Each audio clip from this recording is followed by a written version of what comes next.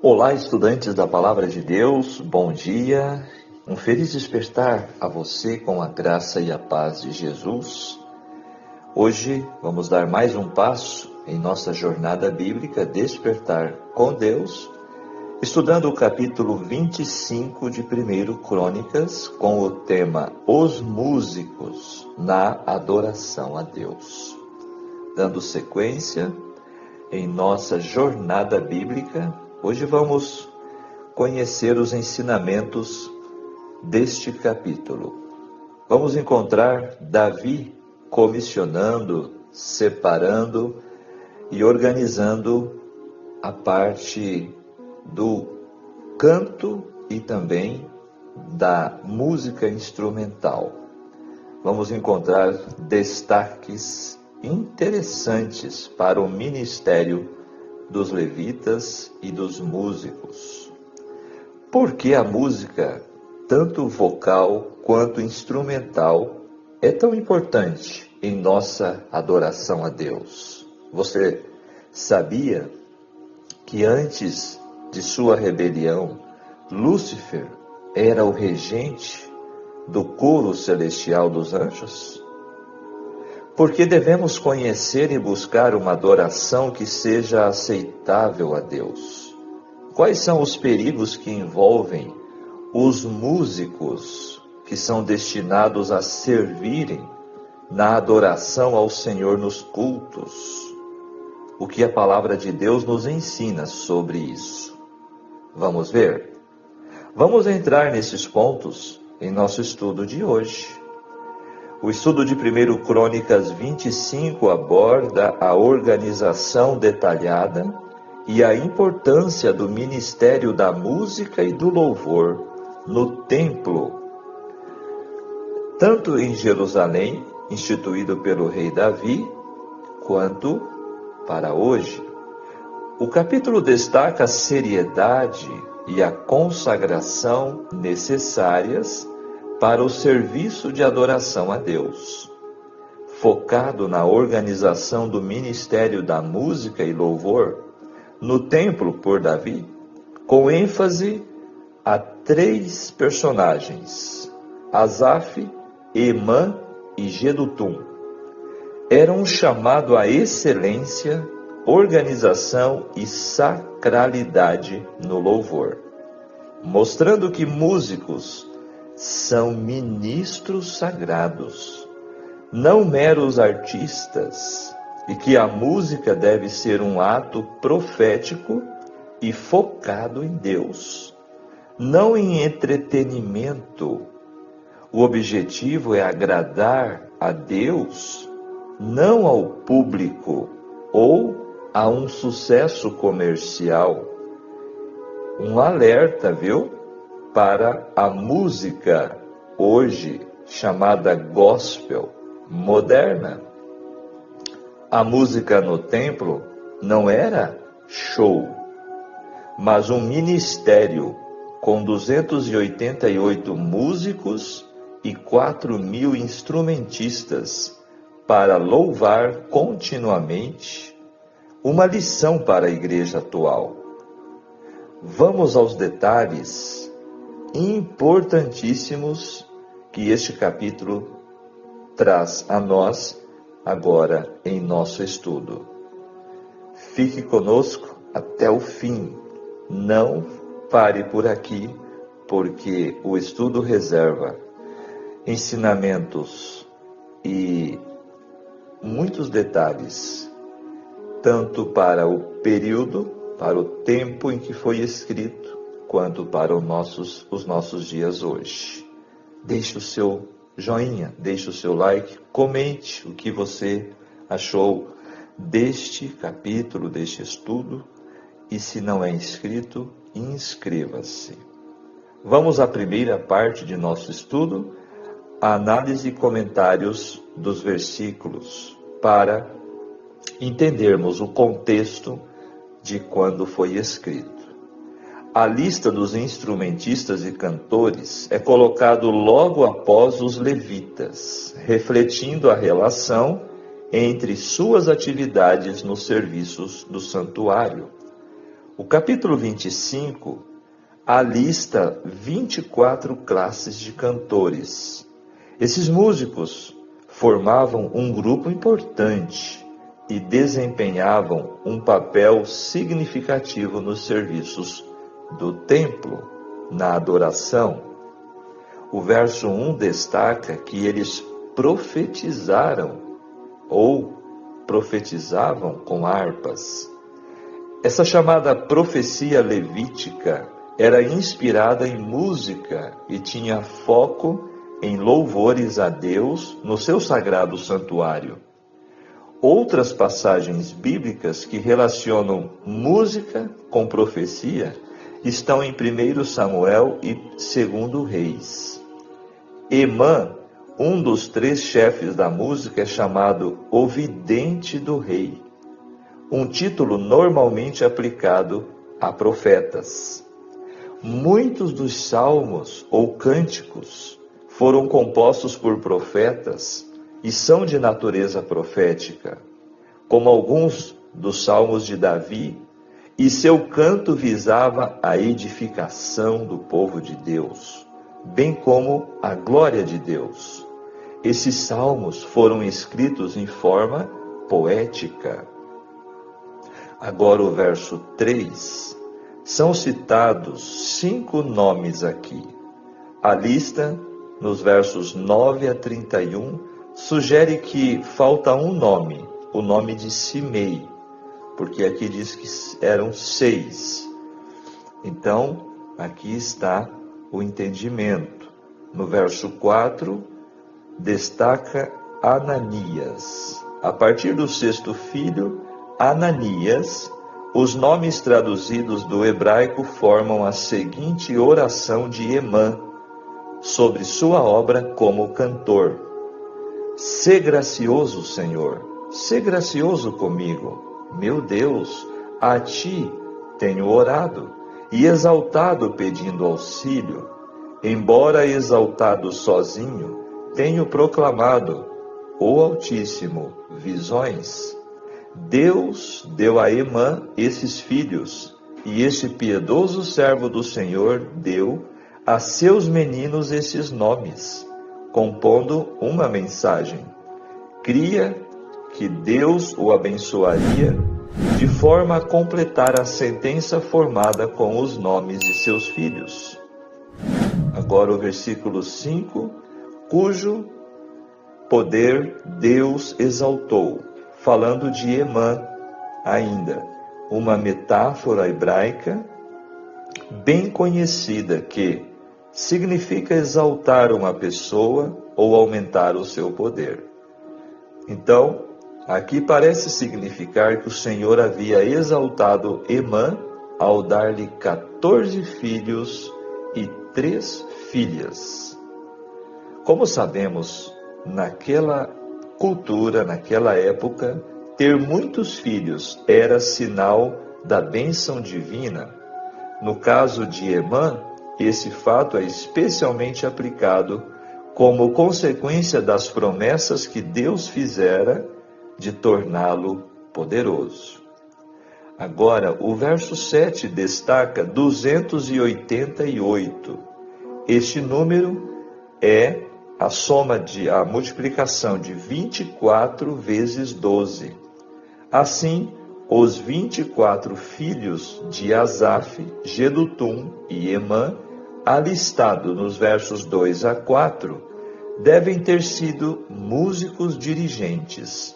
Cada qual tinha consigo 11 músicos associados. Os 24 líderes devem ter acompanhado com música instrumental o coral vocal que dirigiam. Fazendo um parênteses aqui, considerando esses dados históricos, devia ser algo muito solene, muito lindo, esta ministração, tanto com instrumentos quanto com coral de vozes, né? Devia ser uma coisa solene e linda, né? Agora o verso 8, deitaram sortes. As sortes foram lançadas a fim de determinar a ordem dos turnos de cada um dos 24 grupos de músicos para a realização dos serviços correspondentes. Como nós vimos no capítulo de ontem, era lançado sorte no sentido de não haver preferência, né? Então era feito desta maneira, a escala, né, de cada músico. E agora, fechando, verso 17, Simei. O sistema explicado no verso 9 sugere que este é o nome que falta no verso 3. Agora vamos para o texto do poder do canto. Assim como os filhos de Israel, jornadeando pelo deserto, suavizavam pela música de cânticos sagrados a sua viagem, Deus ordena seus filhos hoje que alegrem a sua vida peregrina. Poucos meios há mais eficientes para fixar as palavras de Deus na memória do que repeti-las em cânticos. Tal cântico tem maravilhoso poder. Tem poder para subjugar as naturezas rudes e incultas, poder para suscitar pensamentos e despertar simpatia, para promover a harmonia de ação e banir a tristeza, os maus pressentimentos, os quais destroem o ânimo e debilitam o esforço. É um dos meios mais eficazes para impressionar o coração com as verdades espirituais. Quantas vezes, ao coração oprimido duramente e pronto a desesperar, vem à memória algumas das palavras de Deus, as de um estribilho, há muito esquecido, de um hino da infância, e as tentações perdem o seu poder. A vida assume nova significação e novo propósito, e o ânimo e a alegria se comunicam a outras almas. Eu achei fantástico. Esse texto está no livro Educação, páginas 167 e 168, descrevendo o poder do canto e da música na vida cristã. Creio que talvez você tenha experimentado isso já, né? Quando nós ouvimos um louvor de verdade, não essas músicas modernas que se assemelham mais ao ritmo do mundo. Não, música sacra mesmo. Ela nos eleva para perto de Deus, não é verdade? Continuando outro texto, o serviço do cântico tornou-se uma parte regular do culto religioso, e Davi compôs salmos, não somente para o uso dos sacerdotes no serviço do santuário, mas também para serem cantados pelo povo em suas jornadas ao altar nacional nas festas anuais. Você sabia? O povo que morava longe de Jerusalém, quando iam para as festas espirituais, para as santas convocações, aquelas multidões se formavam, né? Então, pelas estradas eles iam cantando os salmos de Davi. A influência assim exercida era de grande alcance e teve como resultado libertar da idolatria a nação. Muitos dos povos circunvizinhos, vendo a prosperidade de Israel, eram levados a pensar favoravelmente acerca do Deus de Israel, que havia feito tão grandes coisas por seu povo. Este texto está no Patriarcas e Profetas, página 711. Agora, fatores na eficácia da música. Continua destacando o poder da música. A música pode ser um grande poder para o bem. Contudo, não tiramos o máximo proveito desta parte do culto. O cântico é geralmente originado por impulso ou para atender casos especiais. e em outras vezes os que cantam o fazem mal, e a música perde o devido efeito sobre a mente dos presentes. A música deve possuir beleza, poder e faculdade de comover. Ergam-se as vozes em cânticos de louvor e adoração, que haja auxílio, se possível, de instrumentos musicais, e a gloriosa harmonia suba a Deus em oferta aceitável. Mas às vezes é mais difícil disciplinar os cantores e mantê-los em forma ordeira do que desenvolver hábitos de oração e exortação. Muitos querem fazer as coisas à sua maneira, não concordam com deliberações e são impacientes sob a liderança de alguém. No serviço de Deus, se requer planos bem amadurecidos. O bom senso é coisa excelente no culto do Senhor. Olha, uma advertência o estudo de hoje nos traz. O tipo, a qualidade, a forma de música que se apresenta no culto de adoração a Deus. Deve-se ter muito cuidado. Olha, continua dizendo o seguinte: vi que todos devem cantar com o espírito e com o entendimento também. Deus não se agrada de algaravia e dissonância, ou seja, de vozes e instrumentos estridentes que irritam os nossos sentidos nervosos. O correto é sempre mais agradável a ele que o errado. E quanto mais perto o povo de Deus se puder aproximar do canto correto, harmonioso, tanto mais é ele glorificado, a igreja beneficiada e os incrédulos favoravelmente impressionados. Agora, veja que existe uma música que ofende a Deus, que não é louvor. Vamos ver. Exibição não é religião nem santificação.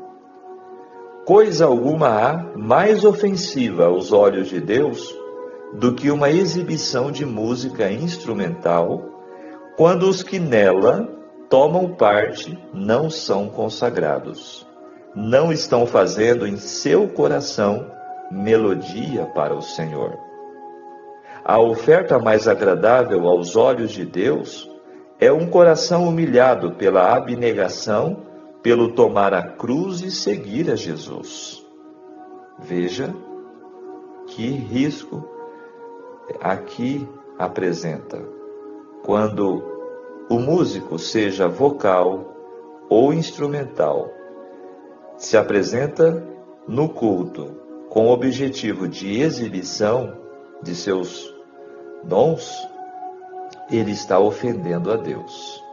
Não temos tempo agora para gastar em buscar as coisas que agradam unicamente aos sentidos. É preciso íntimo esquadrinhar do coração. Necessitamos, com lágrimas e confissão partida de um coração quebrantado, aproximarmos mais de Deus, e Ele se aproximará de nós. Evangelismo, capítulo 16, fala detalhadamente sobre o evangelismo do canto, a importância e os cuidados que devemos ter quanto ao ministério da música no culto de adoração. Vale a pena refletirmos, viu? É realmente muito sério essa questão, porque hoje a chamada música gospel, ela realmente extrapolou todos os limites e tem sido uma ofensa a Deus, a forma do chamado louvor hoje. É mais realmente uma ofensa do que louvor em si, né? Agora, vamos trazer este capítulo para aos nossos dias, às nossas vidas. A música exercia e deve ainda exercer influência tão grandiosa na adoração ao Deus do universo, a ponto de impactar os ouvintes. Neste capítulo, 1 Crônicas 25, nos é apresentado os responsáveis pela música e a organização do louvor. Não deve ser qualquer música, nem de qualquer jeito. A adoração não deve ser desorganizada, sem preparação ou improvisada. Além disso, há muita tradição na música e pouquíssima adoração. Um grande número de pessoas assiste aos cultos sem experimentarem o significado da verdadeira adoração ao verdadeiro Deus.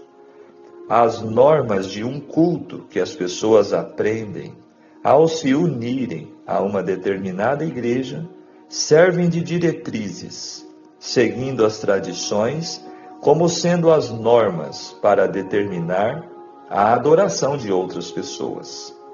Outros podem nunca ter parado para pensar que cochilo, irreverência e os cochichos têm sido muito comuns nos cultos devido a que tais pessoas estão completamente deslocadas e desfocadas na igreja e nem percebem que tais atitudes são um insulto à adoração a Deus.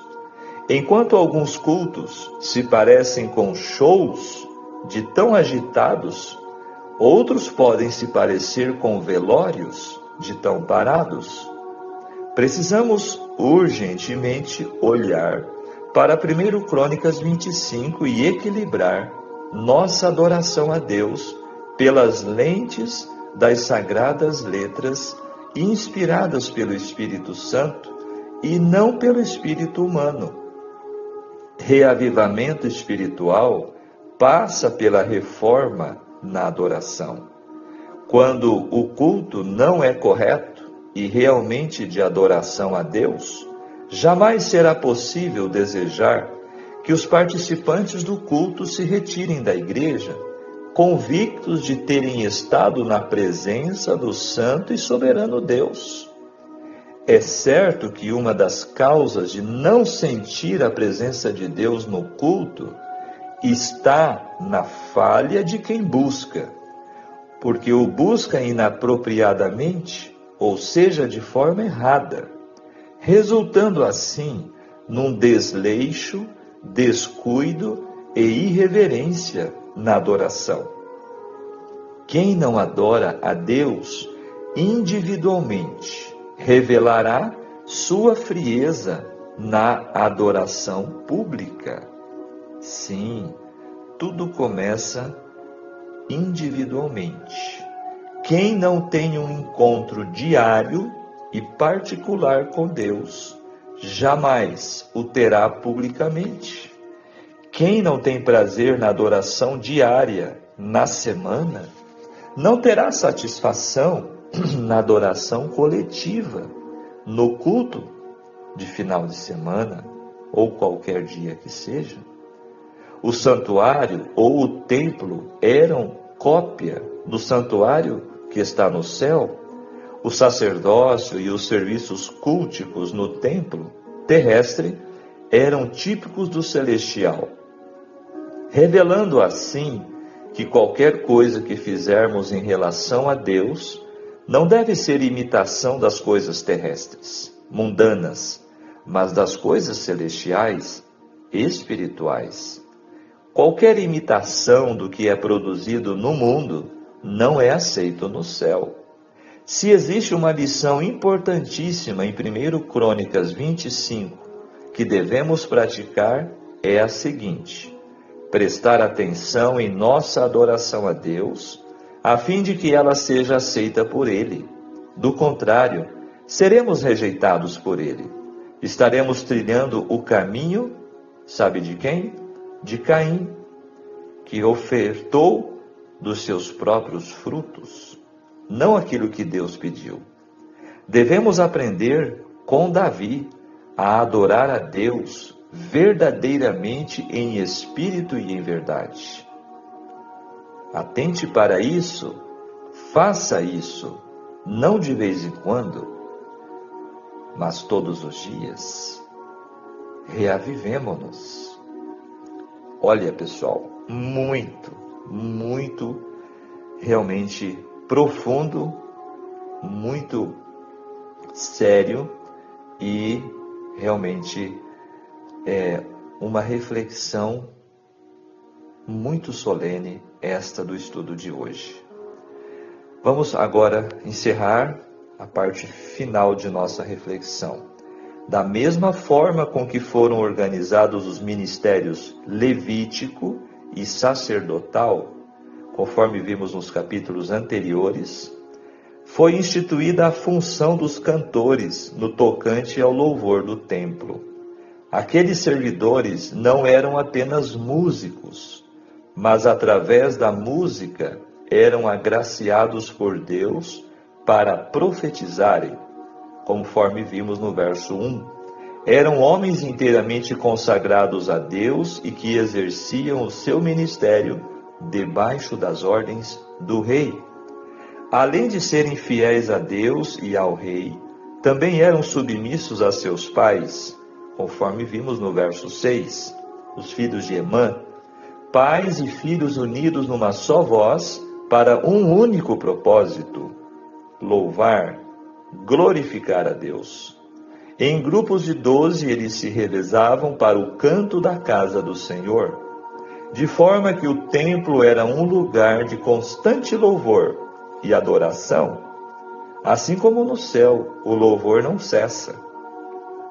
Como antigo regente da corte angélica, Satanás tem pleno conhecimento da importância da música na adoração e tem trabalhado com afinco a fim de desvirtuá-la. A música possui o poder de influenciar a mente humana como nada mais consegue. Utilizada da maneira correta, torna-se em instrumento de louvor e profecia, além de afugentar as hostes malignas. Agora, usada da forma errada, mesmo que com aparência de piedade, a música exerce o mesmo engano do diabo no deserto da tentação, quando tentou fazer Jesus tropeçar usando a própria Escritura. O culto a Deus não oferece lugar para exibir dons e talentos. Como já falamos, não é show. A música na igreja não é meio de buscar aplausos ou engrandecer orgulhosamente diante do público. A glória deve ser dada exclusivamente a Deus. Do contrário, toda atuação será vanglória.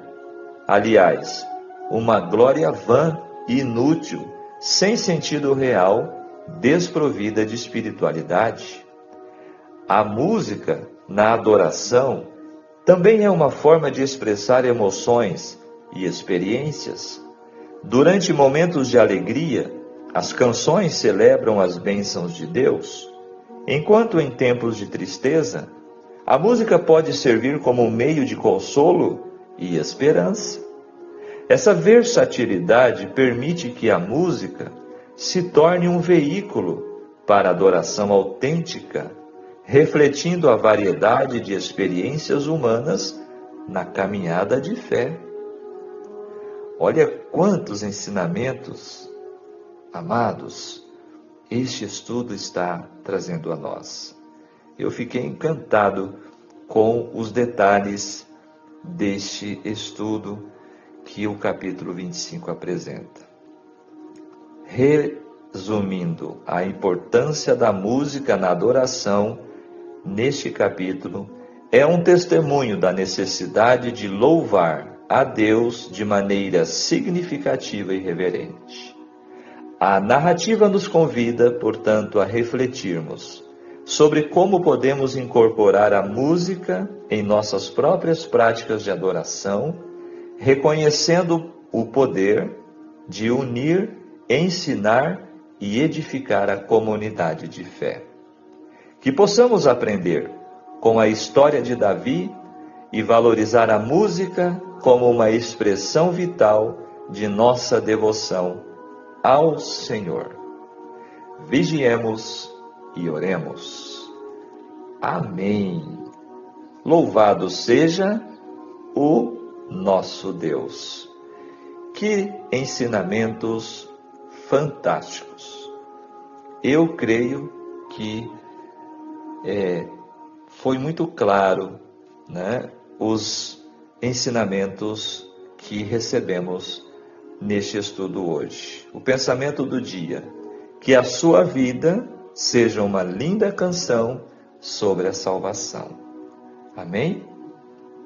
Realmente, nós podemos ter certeza o quanto é importante oferecer um louvor que agrada a Deus, e o quanto o inimigo de Deus, que foi o regente do coral de anjos no céu, ele distorceu, ele corrompeu a verdadeira música, e agora ele está espalhando esta triste realidade em igrejas afora, né? Onde as igrejas tornam-se palco para show, onde realmente se faz de tudo menos adorar de verdade a Deus.